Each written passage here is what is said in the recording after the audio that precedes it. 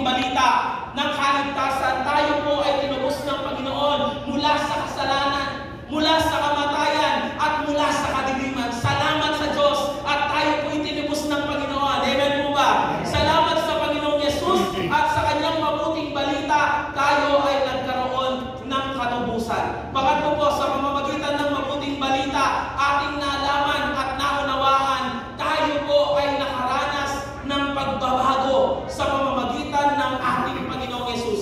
Jesus transformed us. Sa pamamagitan po ng mabuting balita ng kaligtasan na ating natanggap, tayo po ay nakaranas ng pagbabago sa ating mga buhay dahil sa Panginoong Yesus. Meron pong sinasabi, ang 2 Corinthians chapter 5, verse 17, ang sabi po dito, therefore, if anyone is in Christ, he is a new creation. All things have passed away. Behold, all things become new. Ang sino mang na kay Kristo ay isa ng bagong nilalang. Wala na yung dati niyang pagkatao. Binago na siya. Salamat sa Panginoon at sa kanyang mabuting balita, tayo ay nagkaroon ng pagbabago sa ating mga buhay.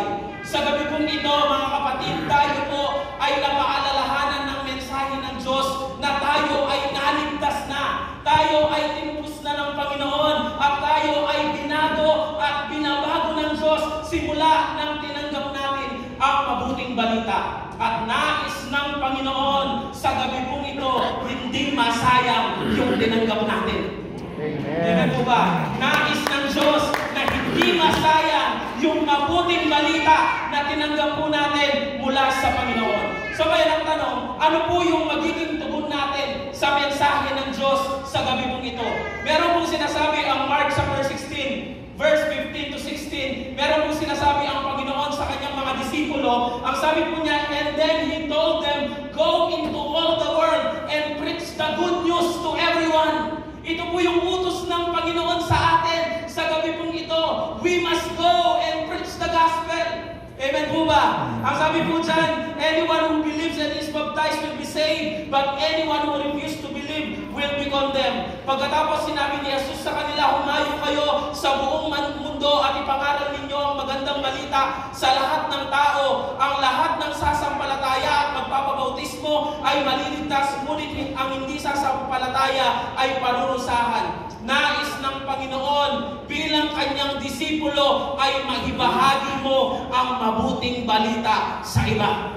Ito po yung utos ng Diyos sa atin. Ang utos po ng Diyos ay tayo'y humayo at ipagsabi po natin yung mabuting balita na ating natanggap. Church, God is calling us to preach the gospel to all people.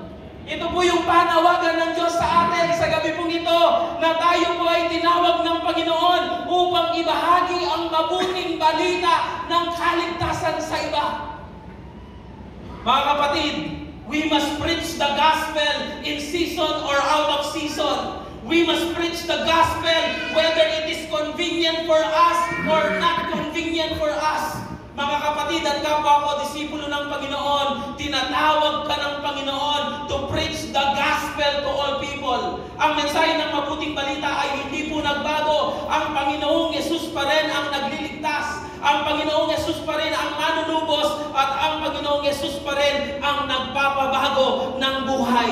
We must preach the gospel. We must share the Lord Jesus Christ to other people. Amen. Kasi wala po silang ibang kailangan maliban sa Panginoong Yesus. Kaya bakit po natin kailangan ibahagi yung ating mga tinanggap na mabuting balita? Sapagkat ito po yung nais ng Diyos na walang sino man ang mapahamak at ang lahat ay maligtas. Yes po, tama po yung inyong narinig. Nais ng Diyos na maligtas ka, maligtas yung pamilya mo, maligtas po yung mga kasama mo sa trabaho, maligtas po yung mga klase mo, yes, even yung kaaway mo, nais ng Diyos na maligtas siya. Bakit? Kasi ito po yung kalooban ng Panginoon. Ang sabi po ng 1 Timothy chapter 2 verse 3 and 4, this is good and pleases God, our Savior, who wants everyone to be saved and to understand the truth. Sabi po sa Tagalog, mabuti ito at nakalulugod sa Diyos na ating tagapagligtas, nais niyang magligtas, nais niyang maligtas ang lahat ng tao at malaman ang katotohanan. At alam niyo po ba, hindi po mangyayari ito kung hindi natin ibabahagi ang mabuting balita ng Panginoon. Hindi po maliligtas yung mga taong nasa paligid po natin hanggat hindi po natin ibinabahagi yung mabuting balita na ibinigay po sa atin ng Diyos. Meron po sinasabi si Apostol Pablo sa Romans chapter 10. Ang sabi po dito, Romans chapter 10 verse 13 to 15. Ang sabi po dito, sapagkat sinasabi ng kasulatan, maliligtas ang lahat ng tumatawag sa Panginoon. Pero paano sila tatawag kung hindi naman sila sumasampalataya sa Kanya? At paano sila sasampalataya kung hindi pa sila nakaririnig ng tungkol sa Kanya? At paano sila makaririnig kung walang mga ngaral? At paano makakapangaral ang sino man kung hindi naman siya isinubo? Ayon sa kasulatan, napakagandang pagmasdan ang pagdating ng mga nagdadala ng mabuting balita. At isa po kayo sa magdadala ng mabuting balita ng Panginoon. Amen po ba? Pwede po ba nating palakpakan ng Paginoon? Church, God is calling you, me, and all of us to preach the gospel to all people.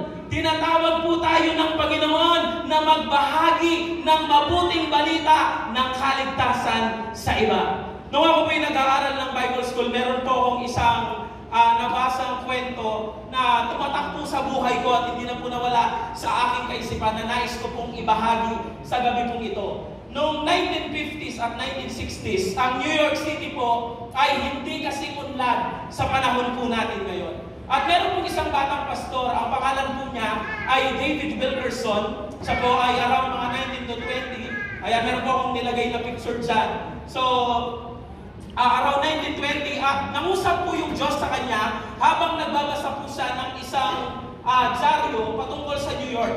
At ang sabi po dun sa dyaryo, nakita po niya na ang New York City ay puno ng kaguluhan dahil sa mga kabataan.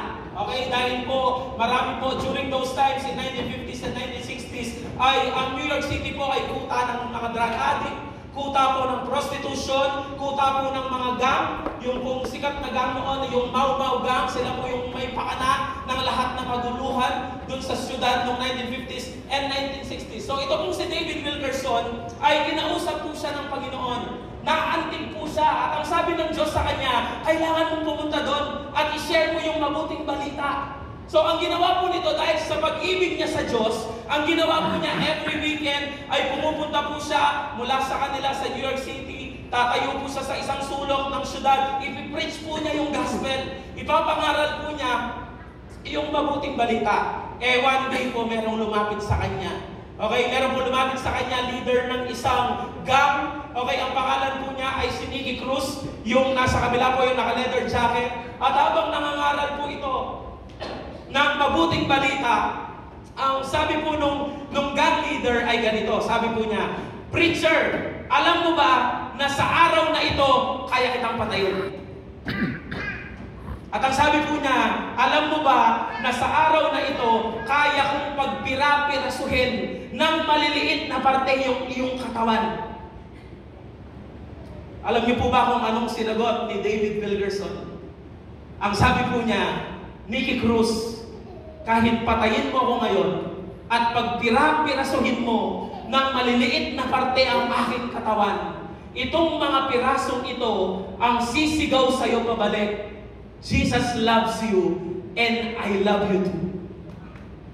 Alam niyo po, during those time, first time pong maka-encounter ni Nicky Cruz ng pag-ibig ng Panginoon at umalis po siya. So ito pong si David Wilkerson, nagpatuloy po siya, hindi siya natinag doon sa nangyari sa kanya, nagpatuloy po siyang mangaral, patuloy po siyang bumabalik sa New York City. And one day, habang nagdadaos po siya ng kanyang evangelistic crusade, meron po siyang namukaan na isang tao na pamilyar sa kanya. Papalapit sa harapan. Guess what? Si Nicky Cruz. Lumalapit sa harapan, tinatanggap ang Panginoon sa kanyang buhay.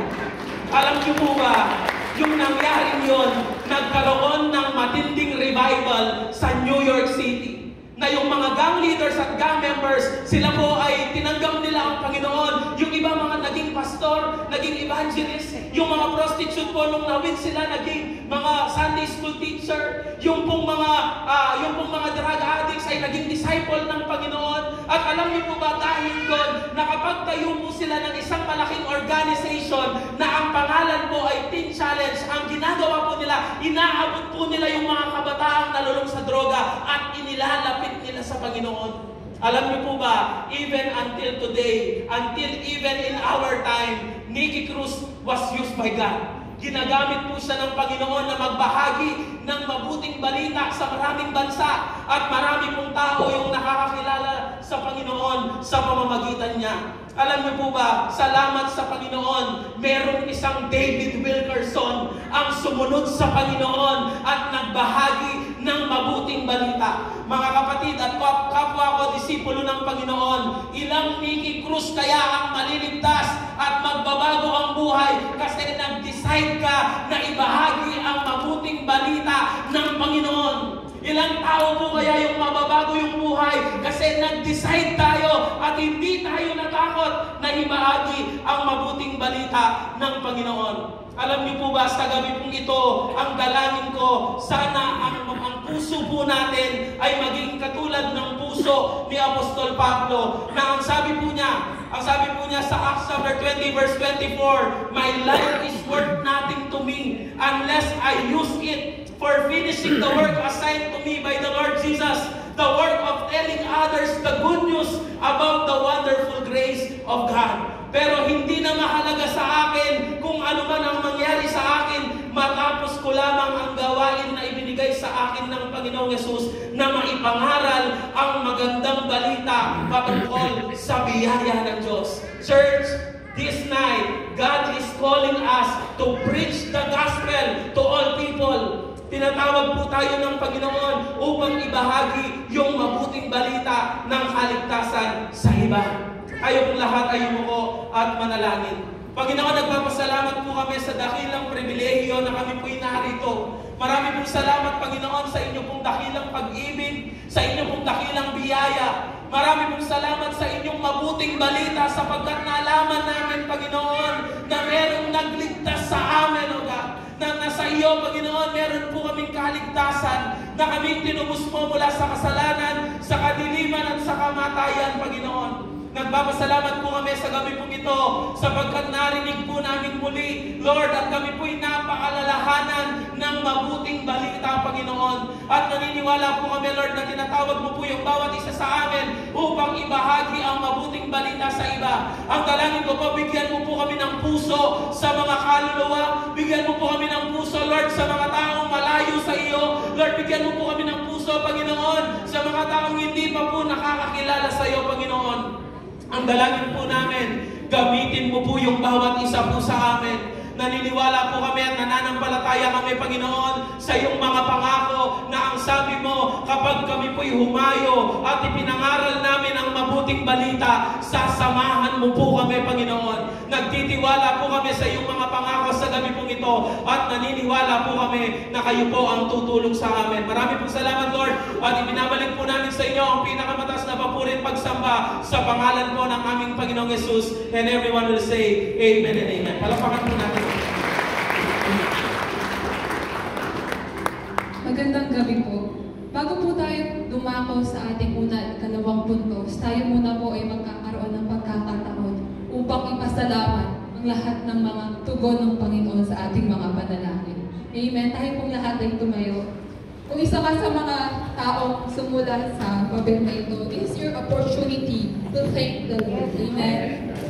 At kung ipinapanalangin mo pa lamang yung request mo sa Panginoon, ask as if you already received it. Amen? Lord, we thank you, Jesus. Thank you, Lord, sa lahat ng iyong katugunan sa aming mga panalangin. We thank you, Lord God, for healing from cancer, Panginoon. Salamat, Panginoon, sa successful operation ng aming mga kapatid. Thank you for restoration of family. Thank you for the freedom from death, financial blessing, new businesses. We honor you, Lord God, for the revival of faith. Thank you for the gift of children. Thank you for the wisdom in passing the board exam or licensure exam. Salamat po, Panginoon, sa mga nagbukas na mga cell group. Gamitin mo po, Panginoon, ang mga katugunang ito na patotoo, na bagamat di ka namin nakikita, ikaw ay buhay at nag-iisang tunay na Diyos. We honor you, Jesus. Ngayon po, itutulog po natin ang mga taong nais natin abutin upang makakilala sa Panginoon. Pangalawa po, ipapanalangin po natin ang ating mga pamilya, kaibigan, mga katrabaho, at mga taong maaari natin maabot ng mabuting balita. Tayo pong lahat ay manalangin. Panginoon, muli salamat po sa oportunidad na kami makakapanalangin ng sama-sama. Salamat po sa patuloy na pagsama ng iyong banal na presensya. Pinapanalangin po namin ang mga taong inilagay mo sa aming mga puso upang intensyonal na bahagian ng mabuting balita ng kaligtasan. Dalangin po namin, Panginoon, ngayon pa lamang ay katagpuin mo na sila. We are putting our trust in your unfailing love and great mercy. Pagkaisahin mo po kami na iyong mga anak, kami na iyong katawan sa layuning ito, ang makilala at dakilain ng iyong anak na si Jesus. Give us the compassion for the lost souls and courage to share the gospel to that person, and anoint us with the power of the Holy Spirit. Here we are, Lord, send us. Pinangahawakan po namin ang iyong pangako that though our beginning was small, yet our latter end would increase abundantly. Gayon din po ang aming mga mahal sa buhay na wala pang makakilala sa iyo. Mula sa aming mga magulang, kapatid at mga kamag-anak, tulungan mo po kaming maging ilaw sa kanila. May our lives be a testimony of your grace. Give us the strength to persevere and never give up praying for them. Kami po ay nananampalataya na maglilingkod po kami ang kasama sila. We are confident that you will answer our prayers because you are a faithful and compassionate God. Gayon din po ang aming mga kaibigan, mga katrabaho, maging sa mga taong nakakasalamuhan namin sa araw-araw. Tulungan mo po kami mapagpala sila sa aming mga buhay. Dalangin po namin na magkaroon din sila ng kalayaan, ng kagalakan na meron kami. Dalangin namin na maunawaan din nila kung gaano kahaba, kalawang, kalalim ang iyong pag-ibig sa amin. Gamitin mo po, Panginoon, ang aming mga buhay upang sila man ay magsuko ng buhay sa iyo. Thank you, Lord, for the empowerment, for the favor and anointing we receive this evening. In Jesus' name, amen. Dalawang bahagi ng ating pananalangin. Atin po ang ipapanalangin ng mga sumusunod. Ang nalalapit na halalan ngayong taon, ang bawat tanggapan ng pamahalaan, proteksyon laban sa mga kalamidad, kapayapaan at kaayusan sa ating bansa, at kahandaan sa muling pagbabalik ng ating Panginoon Jesus. Tayo pong lahat ay manalangin. Aming Ama, kami po ay lumalapit sa iyo bilang iyong anak. Dinudulog namin ang papalapit na halalan ngayong taon. Hinihiling namin ang iyong banal na patnubay sa pagpili ng mga karapat-dapat na pinuno na ilulunglong sa Senado, sa Kongreso at sa lokal na pamahalaan. Naway ang mga kandidato na may takot sa iyo, malasakit sa bayan at handang maglingkod ng tapat ang maitalaga. Alisin mo po ang anumang pandaraya at karahasan na maaaring maganap sa proseso ng halalan. Gabayan mo po at bigyan ng karunungan ang bawat botante upang piliin ang mga pinunong magdadala ng kaunlaran at katarungan. Itinataas din po namin sa iyo ang bawat tanggapan ng gobyerno mula sa pambansa hanggang sa lokal. Hinihiling namin na patatagin mo ang integridad ng mga opisyal na nanunungkulan. Alisin mo po ang ugat ng katiwalian at bigyan mo sila ng puso na tunay na naglilingkod para sa kapakanan ng sambayanan. Naway ang bawat proyekto at programa ay maging tapat at may malasakit para sa mga Pilipino. Gayon din po, hinihiling namin ang iyong proteksyon mula sa mga natural na kalamidad gaya ng bagyo, pagbaha, lindol at tagtuyot. Iligtas mo po ang aming bansa mula sa matinding pinsala at kawalan. Gabayan mo rin po ang mga ahensyang tumutugon sa sakuna upang maging maagap at organisado ang kanilang gawain. Tulungan mo po kami maging handa at magkaroon ng malasakit sa mga nangangailangan. Aming Ama, hinihiling namin muli ang iyong patnubay para sa kapayapaan at kaayusan ng aming bansa. Alisin mo po ang anumang uri ng krimen at kaguluhan. Inaalala din po namin ang bansang China na patuloy na gumigit sa aming bansa. Hinihiling po namin ang iyong proteksyon sa aming mga mangingisda at mga kababayan na naaapektuhan ng tensyon.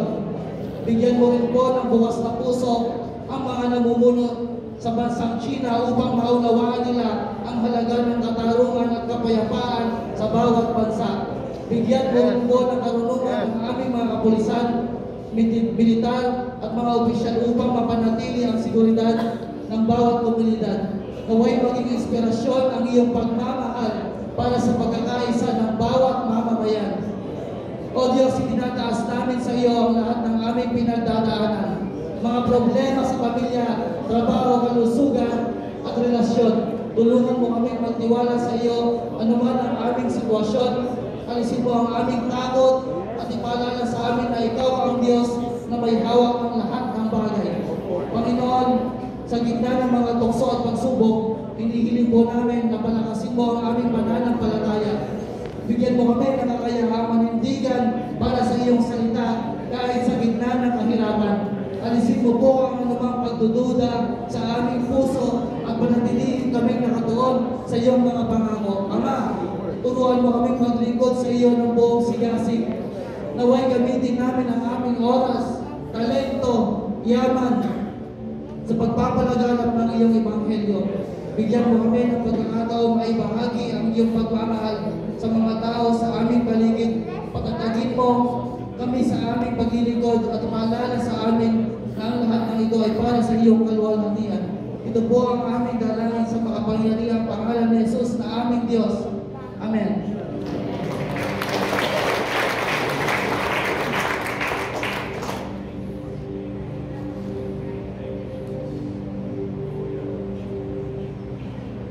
Nasa dako na po tayo ng ikatlong punto. Sa oras po na ito, sama-sama po natin ipanalangin ang ating mga kahilingan na naisulat kanina.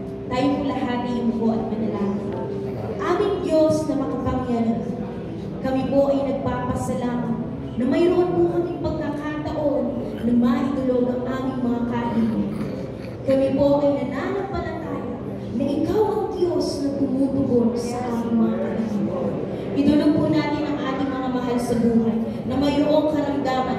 Maaari mong sabihin ang kanilang pangalan at atin silang dedeklarahan ng kagalingan. Ama, inilalapit namin ang aming mga mahal sa buhay na mayroong karamdaman. Pagkalooban mo po sila, Panginoon, ang kagalingan na nagmumula sa iyo. Palakasin mo po ang kanilang pisikal na pagkakatawan. Kami po ay naniniwala na ang dugo ng aming Diyos ay makapangyarihan. Panginoon, idinideklara namin ang iyong banal na dugo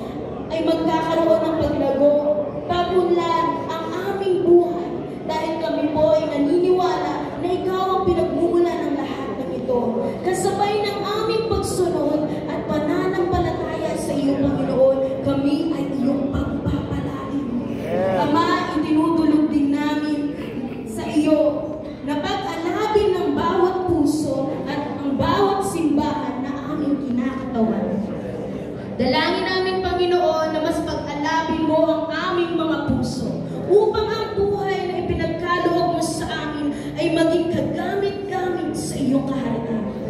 Aming Ama, dalangin namin, Panginoon, na ibuhos mo po ang iyong banal na Espiritu at gamitin mo po kaming daluyan ng iyong presensya. Gamitin mo rin po ang bawat isa para sa aming komunidad, na aming maipalaganap ang iyong ebanghelyo sa bawat pamilya at sila'y aming mahikayat pabalik sa iyo. Panginoon, marami din po kaming kapatiran na mayroong unspoken prayer request. Naniniwala kami, Ama, na ikaw ang Diyos na tumutugon. Bagaman hindi man namin ito mabanggit ngayon, alam mo po ang bawat pangangailangan ng iyong mga anak. Panginoon, salamat po sa iyong kabutihan. Kami po ay uuwi na may kagalakan, pananampalataya, na may pag-asa na ang bawat kahilingan na aming idinulog sa gabing ito ay iyong tutugunin. Sa iyo lahat ng pagsamba, sa iyo lahat ng papuri, sa dakilang pangalan ni Jesus. Amen.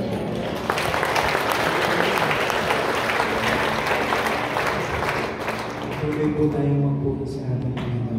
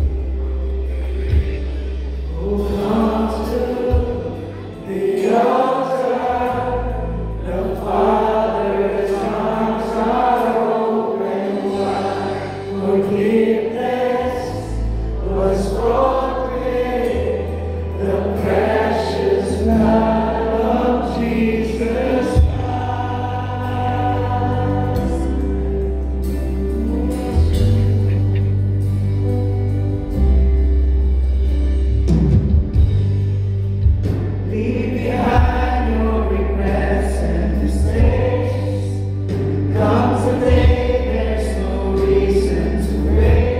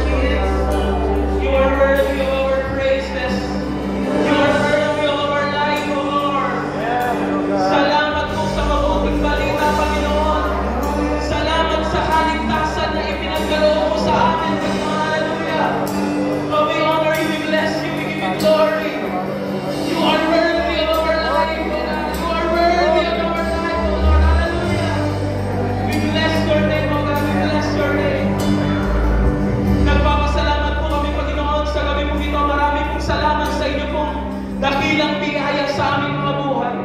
Marami pong salamat sa inyo pong dakilang pag-ibig, sa inyo pong katapatan, Panginoon. Lord, naniniwala po kami na sa gabi pong ito, kapag sumunod po kami doon sa pagkatawag po sa amin, upang ibahagi ang mabuting balita, Lord, mararanasan po namin ang dakilang pag-ibig mo, Panginoon. Lord, you are worthy of our life, O God. Kahit ano pa man po yung mangyari sa aming buhay, Panginoon, Lord, naniniwala po kami, walang sayang sa gagawin po namin, Panginoon. Lord, hindi po masasayang ang aming mga buhay kapag sumunod po kami sa inyo, Panginoon, at ginawa po namin ang layunin mo, Panginoon, sa aming pong mga buhay. Kaya sa gabi po ito, ang dalangin ko, Panginoon, Lord, enable each and every one of us, O God. Kayo po yung nagbibigay ng lakas, kayo po yung nagbibigay ng anointing, kayo po yung nagpapatatag sa aming mga buhay, O God. Lord, I pray today, give us the boldness, Lord, to preach the gospel to all people, O God. Bigyan mo po kami ng kalakasan ng loob, Panginoon, upang maipahayag po namin ang inyong mabuting balita sa lahat ng dako ng aming mga buhay, Panginoon. Marami pong salamat, Lord, at naniniwala po kami sa gabi po ito, kayo po ang Diyos na nakarinig ng aming mga panalangin, at kayo po ang Diyos na tutugon po nito, Panginoon. Marami pong salamat sa inyo pong dakilang pagpapala sa bawat isa po sa amin.